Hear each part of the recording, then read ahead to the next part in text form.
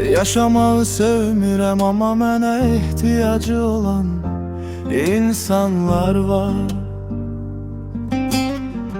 Bəlkə də bir gün ümidlərimin bəziləri gerçək olar. Necə deyirdi atalar, su axar yolunu tapar. Bir gün bədbəxt, bir gün xoşbəxt olan insanlar var. Kimi var dərd çuxurunda, biri var eşq yoxuşunda. Ürəyin hər vuruşunda kaşkilər var gecə olanda. İndi kim qazandı bu oyunda? Ne var bu yolun sonunda?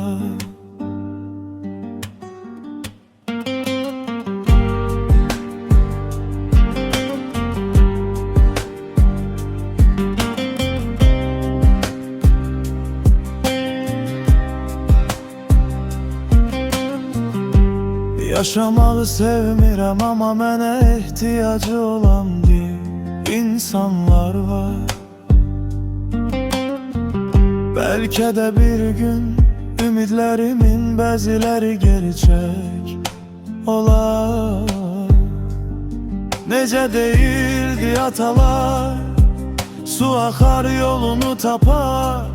Bir gün bədbəxt, bir gün xoşbəxt olan insanlar var.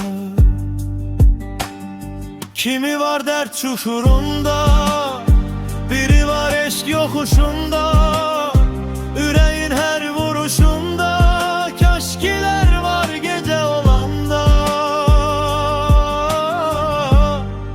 İndi kim qazandı bu oyunda?